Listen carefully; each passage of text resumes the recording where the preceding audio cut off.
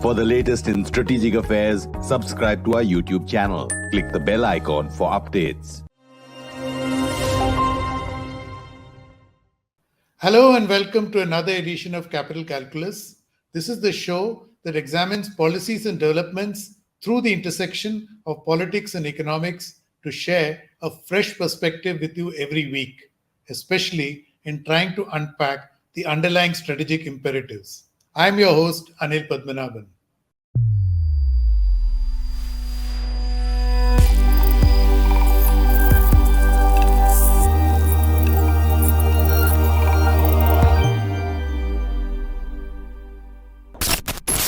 In the last 3 years, the world has suffered three back-to-back shocks. This is unprecedented.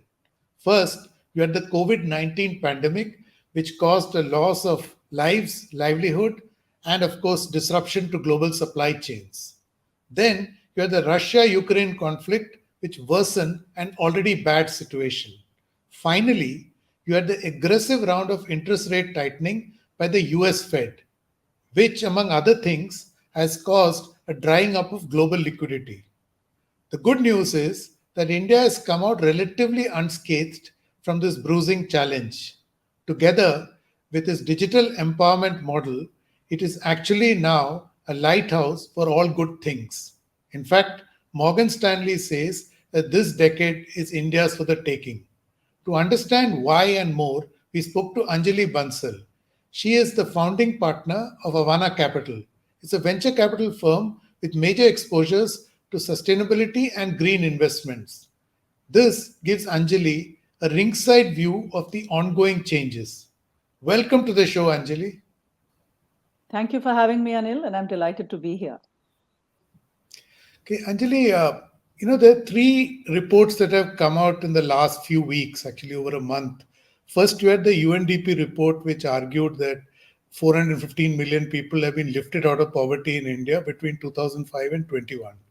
Then you had the Morgan Stanley report, which painted an extremely optimistic picture about India and actually called this India's decade and said that India's GDP will grow to 7.5 trillion by 2031, which is almost more than double actually to what India has achieved in the last 75 years. And finally, there was this report by Dr. Rajesh Shukla's outfit called Price, which argued that there will be a big surge in the growth of the middle class, that it will grow to 732 million by 2031 and then about a billion by 2047. Pulling all these strands of rather very positive news about India, what are your first thoughts? Were you surprised? So directionally, I think it's very consistent with what I am seeing and many of us are seeing here on the ground. The next decade, indeed, the next 2 decades are really golden decades for India. Honorable Prime Minister refers to it as Amrit Kal, as we go from our 75th year of freedom to the 100th anniversary of our independence. So a lot of good things are happening. The trend lines are all positive. We are seeing rapid digitization. We are seeing a formalization of the economy like never before. We are also seeing a very different sort of emergence of India on the global geopolitical stage. And consequently, that confidence coupled with capital flows, coupled with technology and an absolutely fantastic talent ecosystem in India. I'm sure we'll talk a little bit about what's happening on the technology and innovation front. But the quality of entrepreneurial talent we are seeing here is absolutely phenomenal. So a lot of innovation, a lot of disruption, growth. And with all of that comes a growth in the middle class, a growth in consumption. But I also want to touch upon a more sustainable growth model as India goes into the next 20, 25 years. So Anjali, I want to take you back to the UNDP report, which talked about lifting 415 million people out of poverty. This is a huge number. It's actually larger than the population of the United States. But the subtext of it is very interesting because it has been achieved by addressing the multidimensional aspects of poverty, which is like access to housing, education, health, drinking water, electricity, and cooking gas, of course. So when you look at this, do you believe that there is a structural change that has happened, which kind of builds into this optimism that Morgan Stanley and everyone is talking about? Absolutely, Anil. There is so much change that is underway both bottom up and top down. And it is being powered by the digitalization and hence the formalization and inclusion in the economy and society, consequently. Let me start with, say, UID. So 8-9 years ago, government embarked on this, the project of creating a unique biometric identity for all our citizens. A first in the world, 1.4 billion people today have a digitalized, unique biometric ID. They do not need a document or somebody to certify the document to prove who they are. This has taken a lot of friction out of the system. It has then led to the creation of the India Stack, which is a combination of payments, savings, the setting up of the Jandhan, the Pradhan Mantri Jandhan Accounts Yojana, right? So it is a billion bank accounts. So the formalization and massive, massive financial inclusion that has taken place. And I'll come back to that, why it has been so helpful in actually countering COVID as well. Third thing is, on top of the India Stack, we have over the last many years now got the largest publicly available data network, the lowest cost of data anywhere in the world. So these three things combined, Jandhan, Aadhaar, mobile, the ubiquitousness of the mobile, 700 million smartphones in India that are available, indigenous technologies and apps being developed on them, again creating inclusion and formalization, both in economy and society, right? So let me put it all together and say, hence, what has happened? People have bank accounts, they have identity, they're able to prove who they are, hence they're able to access the formal financial system. They can save, they can get loans, they can get insurance, and now increasingly, as we are rolling out ONDC, which is doing for commerce what UPI did for payments, and the digital health stack, the national digital health stack, the e-Gati Shakti program, which is logistics. So people can save, take credit, show who they are, get access to health, get access to mobility, get access to jobs, and eventually do more commerce. So there is absolutely a phenomenal amount of growth and development that is taking place at the grassroots level, driven top down, but adopted bottom up. So, Anjali, in many ways, there is now kind of these, because of this empowerment, powered largely by the digital backbone and the JAM combo that you mentioned, they're actually key stakeholders in the economy, because earlier they were outside looking in. Now they are inside looking out, right? Oh, for sure. I mean, think about this, right? So 700 million people with smartphones, about a billion mobile devices in the country. All of them are able to transact and do remittances using UPI at no cost. So 7 billion transactions on UPI in September alone. And that just goes to show how the wave of digitalization and COVID, in fact, I think has tested and proven India's ability to handle problems at a very, very large scale. We were able, because of the connectedness, I think we saw acceleration in digital adoption by MSMEs, by the bottom of the pyramid, as well as large parts of the economy that hitherto had not been transacting digitally. So digital payments took off, digital transactions took off. Government was enabled to actually do direct benefits transfer, which is the other unsung hero, the DBT scheme, which allows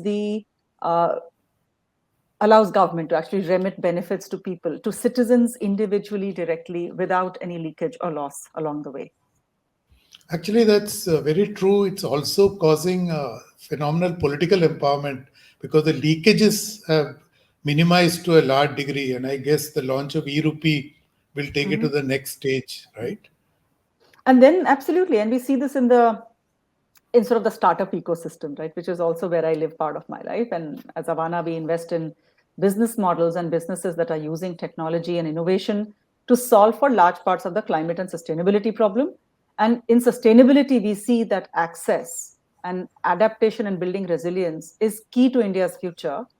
And because you now have this digital backbone in place, it enables businesses to set up easier, faster, grow better, and reach more people.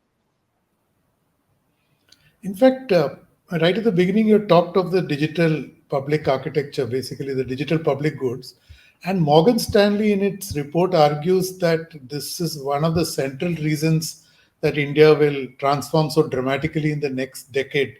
So, can you just dwell on, you did mention ONDC, you mentioned account aggregator, etc. But if you could just walk us very briefly through a few of these digital public goods and what they're doing how they are changing the way India consumes, saves, spends? So let's start with UPI. What has UPI done? First of all, UPI does not belong to the government, neither does it belong to any one company. So it is in the PPP, public-private partnership model, belongs to the country, run by an independent CEO and independent board, very well governed, and completely accessible.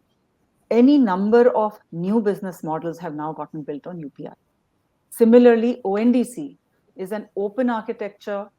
It's a network of networks. It's actually not a platform. And it will help to create the next generation of commerce companies, both MSME. So think about it, you have a cluster of artisans or a farmer producer organization on FPO that typically struggles with market linkage. Now they can create a digital identity, be on ONDC, either through a seller app or through their own digital presence, leverage UPI, get connected into GSTN, thus get access to credit, get access to logistics providers, reach consumers, and be able to sell their goods. From the consumer's point of view, it massively expands their choice. Now, the consumer can be an individual, or they can be a business, large business for enterprises, or it can be an MSME that is now buying. And for a buyer, it expands the choices of sellers. It reduces the friction in the system. And over a period of time, as this scales up, there will be a lot of. We have started the pilot in Bangalore with grocery. Grocery is something everyone experiences every day. And as we have seen through COVID, it's our Kirana system and our MSME system that actually held up at that time when, and ONDC itself came out of a project, a government project at that time to enable the continuous supply of essential goods in containment zones. So starting with the pilot in Bangalore, looking at grocery, it will expand to Kirana, to MSMEs, and to various clusters. It's a very inclusive program. A lot of startups are already onboarded. A number of banks are onboarded. Kotak, for example, is creating a buyer app. Dunzo is on board. PhonePe is on board. So both the digital, MSME, large corporate ecosystems are now adopting ONDC. And ONDC is also set up as a public good. It's also a not-for-profit, modeled very much on NPCI, which runs UPI, with a very strong board, a strong CEO, independent team, and really working in the service of the country with a very democratized access model for all segments of the economy. Yeah, actually, it's potentially going to revolutionize the way e-commerce is conducted. But I had a quick follow-up question. It's since the launch, it's not had a runaway success like say UPI has had, or to a degree now account aggregator framework is finding fresh legs. So is it like too early, or is it that these things take time to build? I think you said it. These things take time for adoption. The networks, the protocols, the governance systems are all in place. It's now a matter of the right applications getting built on top. So the next level and layer of applications being created. And we'll see rollout of further pilots across cities, different types of cities, as well as more of the non-metro areas, and then different parts of the country, as well as different segments of the economy. So we'll go from, I hope to see, ONDC will go from grocery to other MSME linkages as well. So give it time. Actually, and we saw that with UPI as well. It is a snowball effect. It takes some time to get rolling, and then it just accelerates. True. Actually, UPI, the big trigger was demo, so which completely changed the game for UPI. But I hope there's a similar trigger for ONDC. This I wanted to take you to the another digital public good, which is again in the background at this point, but which is slowly gaining momentum, is the health stack. So, how do you see this panning out? Because this is going to talk about portability of our personal health data and actually take health care to the people rather than people coming to healthcare. I think the National Digital Health Mission and the health stack has the potential to do for health what in fact UID did for identity. The continuity, the accessibility, and the ownership of your health records, the portability of it will enable average citizens to get continuity of healthcare. So they can access their health records, go and get treatment from either a PHC or a hospital. They are not dependent on any one doctor or a hospital or a clinic to then transfer their records. They will have control over their data. It will be portable and there will be continuity.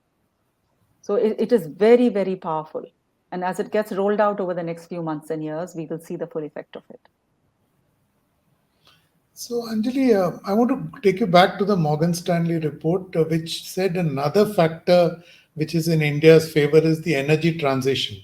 I think that India is actually in a unique position because it needs new energy capacity, and that energy capacity is going to come largely by the way of green energy. So, in the sense, a lot of developed countries have to destroy their fossil based energy to make that transition. India has that advantage that it can, like literally, greenfield projects can all be the green tech. So, how do you see that? Do you think it'll actually, that is what's going to pan out? Oh, I'm very confident it will actually, and we are already underway.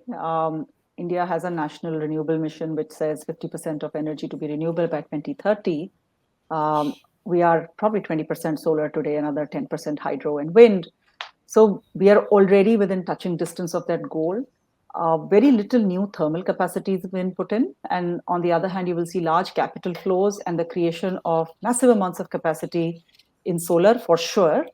And we are seeing this in both ways, both on the generation side as well as now backward linkage into creating more self-sufficiency, Atmanirbharta. Government has launched multiple PLI schemes, including for solar. So the creation, the manufacturing of solar modules and cells, and a lot of capex going in, multiple companies growing their solar businesses. So there is the industrial enterprise business, but also on the rooftop side, we have a 40 gigawatt opportunity available for rooftop solar businesses over the next few years. So yes, India has a green future. We will, as we continue to grow, of course, we will consume more steel, more cement, more power. 60% of our power today is coal-based. But at the same time, we have the opportunity to grow in a very different way. India's development model can be a green model. We are going to build so much new infrastructure. We might as well build it right. And just like we leapfrogged, both in mobile, in telephony, so we went from fixed line, waiting for fixed lines, now to mobile telephony, ubiquitously, really. And we leapfrogged in payments.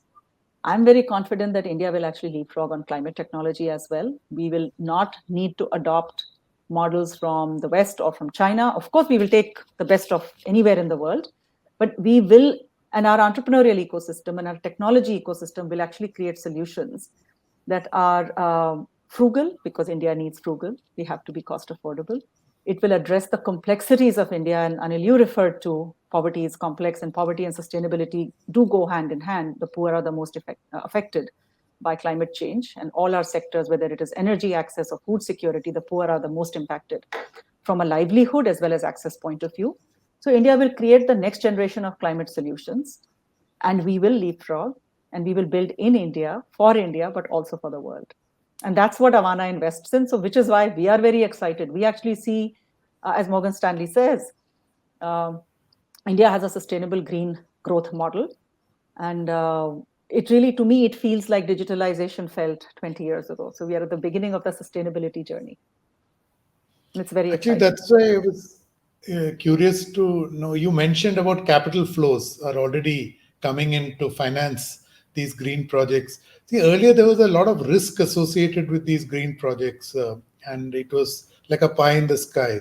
But from what you have just said, that it looks like it is now a touchy-feely thing. So the risk probably has come down, right? Is that why capital flows are rising, and are they commensurate with the needs?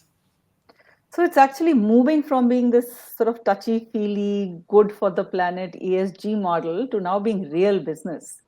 And both climate risk and climate opportunity are part of everyday business and everyday life now. What do I mean by that?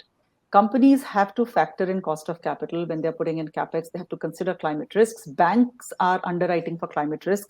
What if there is a heat wave, or there are floods or unseasonal rains? Agri companies, and food security is an issue for all countries, including India. Agri companies are more cautious than ever. Governments are more cautious than ever, factoring in, again, unseasonable rains and temperature and so on when it comes to food security. Insurance companies are getting hit by climate claims. So cost of capital, how do you plan production? Where do you put in CapEx? How do you think about supply chains? All of those are everyday real business issues today. Water, which used to be a free resource, I think that day is not far when water will actually get metered, just like electricity is metered. So yes, this is no longer far into the future it is today. We should have probably started 20 years ago, but never mind, we are starting now. And net zero by 2050, 2070, all the discussion around green financing at the recent COP, I think we are all moving in the right direction. We do need to accelerate. We need to get more capital. And there's capital being committed. We need to see it getting deployed. We need to see more capital coming into research, into technology. But very happy to say that we are already seeing the capital flows. And Angelique, which sectors are attracting these investments? Are they like water or agri or where? I mean, any priorities? I'll tell you what we look at. So we'll tell you what we look at. Avana looks at 3 sectors. Those 3 sectors account for 90% of emissions. So they're a large part of the problem.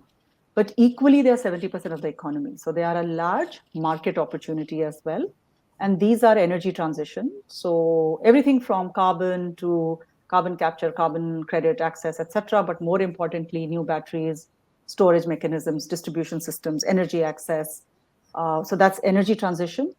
Mobility and supply chains, everything around the EV ecosystem. So EV is probably seeing the largest amount of capital flows right now, but I think it will expand rapidly into other parts of the climate system as well. Supply chain is low-hanging fruit. In fact, it's been talked about in the Gati Shakti program as well. You know, India sits at about 14% logistics supply chain cost, whereas the global best practice is 8%. So even bringing it down to 10 is what the national mission is. Creates massive efficiencies and decarbonization. So remember, digitization of supply chains leads to not just efficiencies and value capture, but also decarbonization. So at Avana, we look at EV, mobility, supply chains, and food security. So climate resilient agriculture, regen, nature-based solutions. So the 3 sectors, we are seeing a lot of capital flow, a lot of interest. Where we focus our investment is in energy transition, mobility and supply chain, and climate resilient agriculture. And this is in the startup space. We see about 200 deals every quarter. So the flow of new ideas, the quality of talent is phenomenal. Even in the large ecosystem, we are continuing to see large capital flows into solar. So both utility scale as well as rooftop. We are seeing investments going into green hydrogen. So some of the large corporates, you know, Tata, Ambani, Adani have all committed $1 billion plus into the development of green hydrogen. And globally, that is very much the trend as well. Actually, it's the scale of ambition very clearly what you're suggesting is going up. What are the kind of number of startups we are talking about here? Like I do know in the sector of space, which is not linked to this, but there are about 200 startups there. So how many startups are we talking about in the green tech space? So we see 200 startups every quarter, right? And I would say we probably see 90-95% of everything that's going on in the climate space, in the startup space. So it's a large scale. It has been said that Larry Fink said that the next 1,000 unicorns will be in climate. And, you know, India is 20% of the population. I'm assuming 20% of those will be in India. We are already the 3rd largest startup ecosystem in the world. So assuming out of those 1,000 climate unicorns, 200 will be in India. So I'm assuming at least 1,000 new companies will get created every year. Now I want to take you to the 3rd report, which I discussed at the beginning, the price report on the middle class.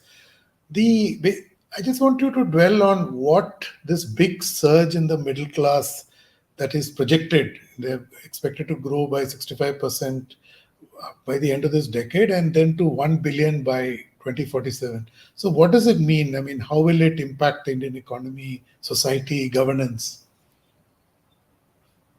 So growing, rising middle class is very, very healthy for any country, as we know. One of the things we do have today is, fortunately, stability of sort of a political stability, right? There is regime stability. There is generally good stability on the currency and the economy side, other than all the good innovation that we have talked about, which is leading to growth. So a growing middle class leads to two things: an expansion of the market, but also spending power of the market. Today, if we are sitting at about $2,000 annual per capita GDP, if that goes to $5,000 and then $10,000, not only does it expand the size of the market, but the spending power of the market. A lot of companies, India in some ways is a great consumer market. You have 1.4 billion consumers readily available. So a larger middle class, as I mentioned earlier, it creates even more vibrant domestic market and creates an even stronger base for India to project its both economic as well as, in some ways, its political strength on the global field. Since you're in the space of VCs, when you engage with the people, your counterparts outside or with FIIs, etc., how do they see like this whole segment that Morgan Stanley devoted towards reporting on the middle class? They too alluded to it. How do they see this development in terms of, are they looking, is it working into their investment plans for India in future? Oh, definitely. India is somewhat at the cusp of, is it still emerging? Is it still developing? Or is it now middle income? So from a GDP per capita basis, it is not yet middle income, but in some ways the market just feels more developed than your traditional developing emerging market. I think that technology advancements have been massive. Our incomes have to catch up to that. We see very strong interest from FIIs as well as the global DFI ecosystem. India continues to be important. We are seeing a lot of, once again, good geopolitical alignment emerge at the G2G level, a lot of FTAs being signed. All of that will lead to better trade flows and more capital flows. So India, I think, continues to be an interesting market and a frankly attractive market now. So final question to you, Anjali, that so actually India has now assumed the leadership of G20, and one of the focus areas they're talking about is the digital public good. The PM's piece, which has been published in several newspapers, argues that case. So if whatever we discussed today, if you look at this entire aspect of digital public good, the whole technology play that India is going to showcase in its new playbook, will it be right to say, if Morgan Stanley's claim stands up, that this will be India's decade? It's a very clever word. Yes, indeed, it will be India's decade. Okay. I call it India's golden decade, and it can be India's golden decade if you like. The golden decade really is the confluence of a number of things coming together. It's capital flows, it is the public digital infrastructure, it's technology, the large market that India has, and one of our greatest strengths, which is our large population, but importantly, a very young population that is aspirational and hungry and very technology capable, if you will. So we are a very digitized country and increasingly a digitized society. And I think all of those are tremendous strengths for us.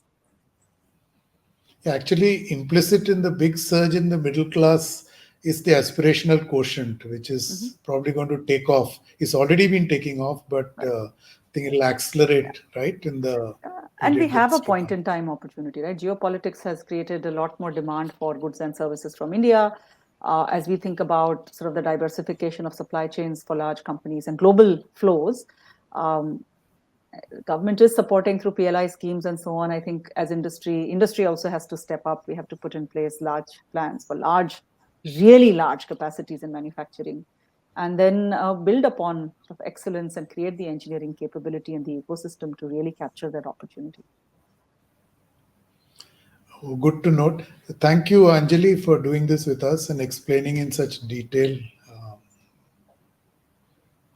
Thank you. Such a pleasure talking to you, and wish you a very good day. And looking forward to the next golden decade for India.